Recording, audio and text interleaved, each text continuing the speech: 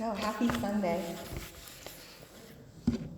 This whole month is dedicated to embracing change, which Reverend Josh started us off real nicely last week. It's coming on the heels of a month where we talked about being present. So that's really interesting to me because you need to do both. I know we talked about the flow while we were being present, to allow that flow to happen. And that's really what it means when we embrace change, is that flow and then the reflection, and flow and reflection. So I don't know, it seems like they're opposites, what we're talking about, and yet in order for that understanding for ourselves, you need both. So don't trash what you learned last month while you're contemplating the change this month. I'd like to first take us through a meditation with a poem. And those of you that were able to get a copy, I put the poem on. I apologize, I did not make enough copies today. If you did not get one and you'd like one at the end of service, I'll take my copy up and make more. All right, just let me know that. But if you don't have to say it along, just embody it and let it flow through you as I read the poem to you. And it's, the poem's called Before I.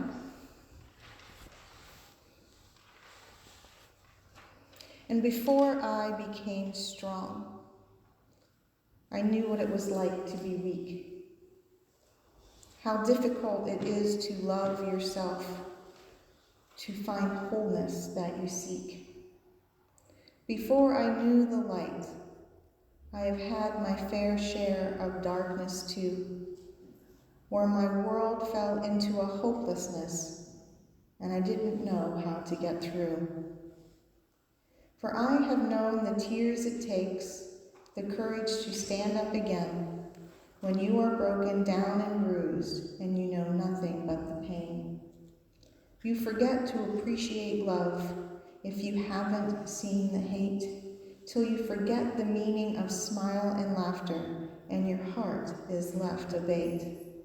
I have known the strength and courage it requires to get it right, to face the things that hold you down and hold your head and fight. Before I was who I am now, I was someone I didn't want to be. I was lost, battered, and defeated before I knew how to be me.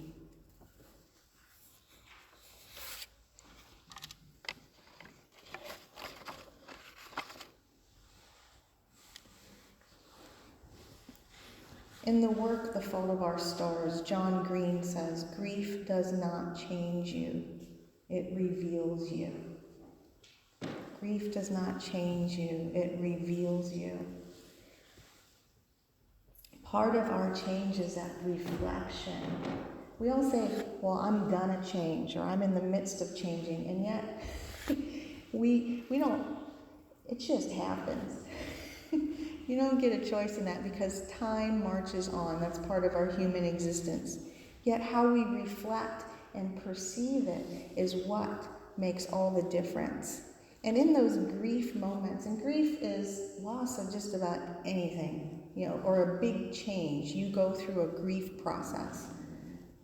And it's in those moments where you reflect like crazy, or we have the opportunity to reflect like crazy and embrace not only that now of how we're feeling, but have something to reflect on later, because that is a changing point in our perception. Things are not the same as what we remembered before.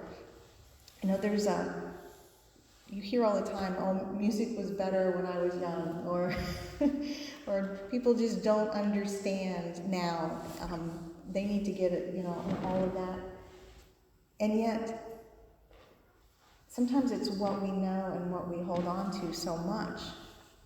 And that willingness, are we willing to redirect it? I just watched last night, of all things, part of a documentary on bluegrass music.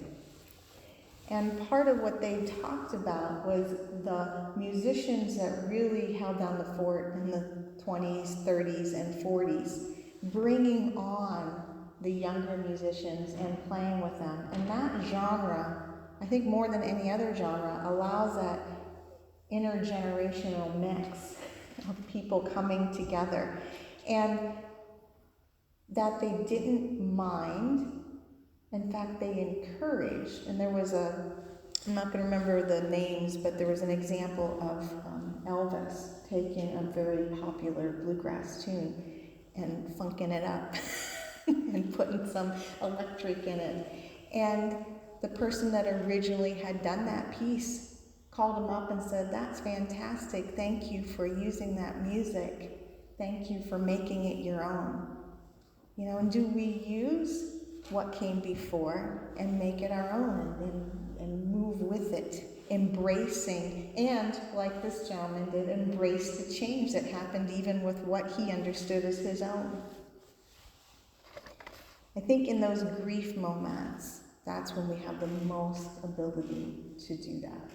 We have the most. Greg Braden, in one of his book on compassion, he talks about a story of a gentleman who bottomed out. He lost his job, his family, his house. He was on the street, and that's when Greg Braden met him, and he came to him for counseling. And in that moment, he's like, "You know what, though? I applaud you, because you have nothing else to give up. You can be totally 100% from this point what you choose in this change. There's nothing holding you back." What a cool perspective. And then I think about that with all of the, because sometimes we don't get a choice in the change at all.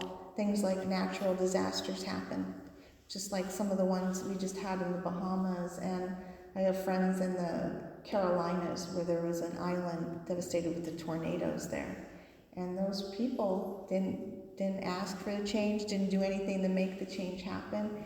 And yet embracing that moment to what comes forward is a choice they have to either rebuild or help each other in which ways they can. We all get that every day. The affirmation I put on your sheet today is, "I am co-creating my destiny with my inner wisdom in the universe." And that wisdom comes from that reflection of the change. I know I don't read to you guys very often, but I would like to read you a piece from James Freeman Clark today about change and about holding on to that reflection. He says, "We acquire knowledge in two ways: by perception or intuition, by looking out through the senses, or looking in by intuition. By means of our perception organs, we become acquainted with the external world. We come in contact with nature, society, history. By means of our intuition, we see the truths of the external world, the laws of the spiritual being abstracted from phenomena. By the perceptive powers, we come in contact with an actual universe.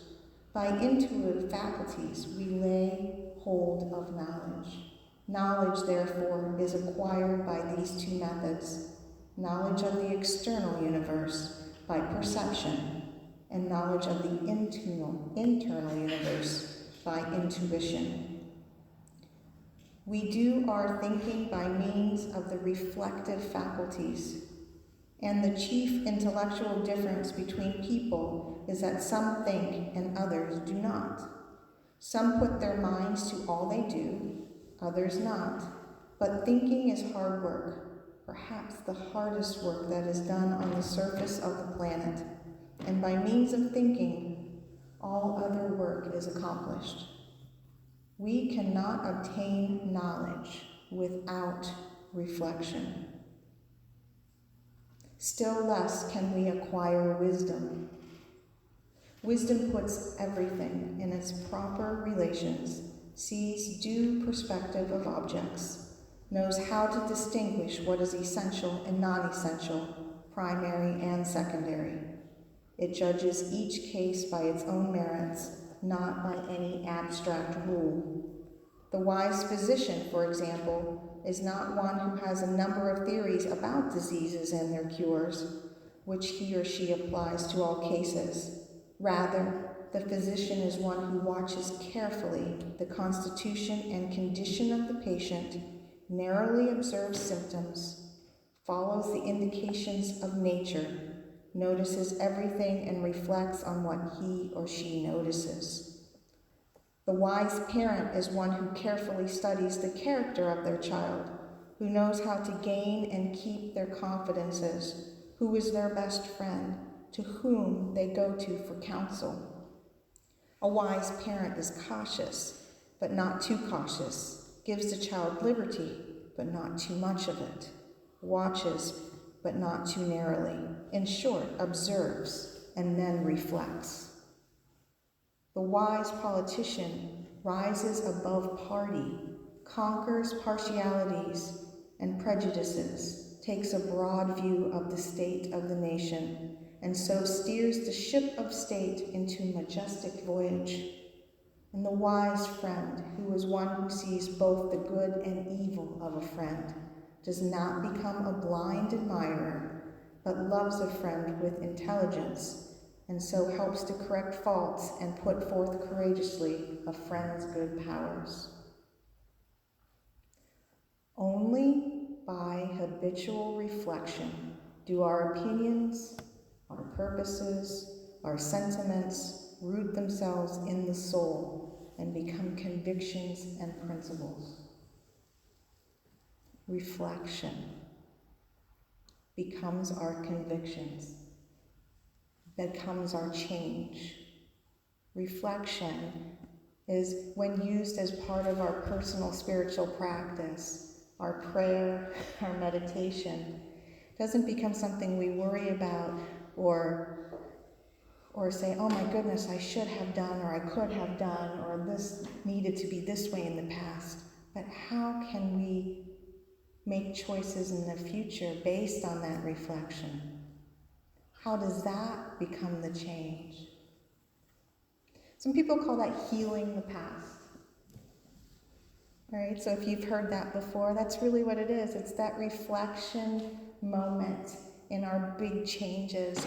And a lot of times, if I go back to our beginning with the grief, a lot of times what we're reflecting on are those really hard times in our life, or what we think we may have been able to do better. Don't deny yourself the reflection on the happy, good stuff. Don't deny yourself that. Because in that reflection, you'll know how to make those choices again, or what made it happy, and how can you notice those moments in all situations. And that's part of our change in the more loving aspect, or alignment, or healing with all of spirit.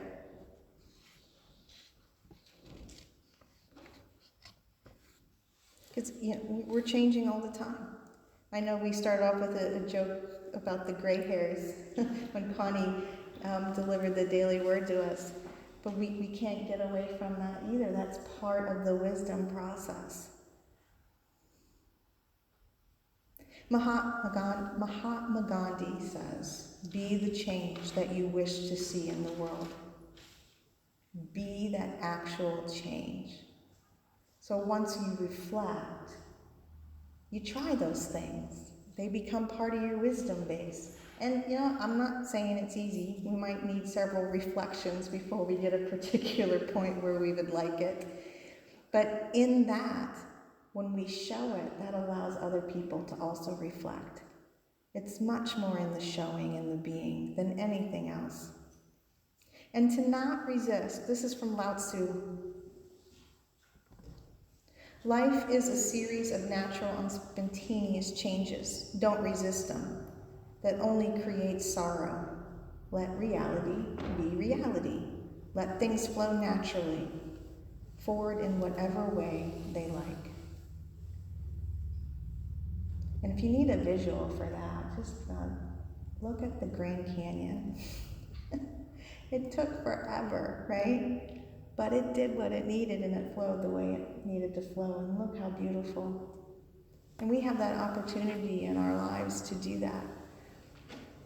I think about unnatural, unspontaneous changes, especially since we are so aware of what's going on in the world right now. It's not just hurricanes and tornadoes. It's people without water, or arid regions, or earthquakes, or, all these things that are just really out of people's control on what happens. And yet it is so neat to see how people rise to that occasion and do these little things to help each other. I read an article about in the Bahamas, there are a few people that still have the ability to gather food. And some of them are these chefs that are on TV. I wish I would have wrote down their names for you, because it's really an extraordinary story.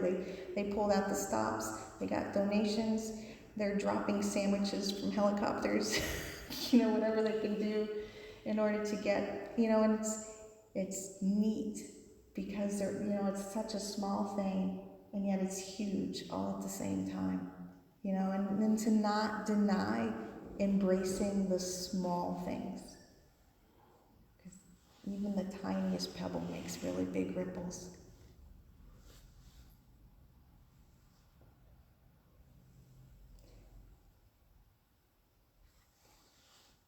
I'll leave you with one last quote before I'll tell you where our music selection is. But in John 2:6, anyone who says he is a Christian should live as Christ did.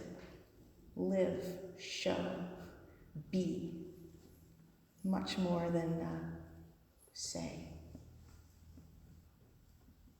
I found a clip of music while reflecting on all this, and a group of peoples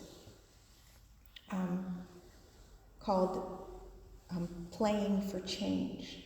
So if we're talking about change, this seemed to be the perfect group to listen to. And it's a group of people and musicians that have come together that share their music, and all the proceeds from their music go towards furthering, building places for children all over the world to play music, to learn arts, to be creative. So that's their pebble, is the creativity and children. So as our prayer today, our meditation, I'm going to play to you. It's called Everlasting Arms, and it is from this group that offers work for children around the world.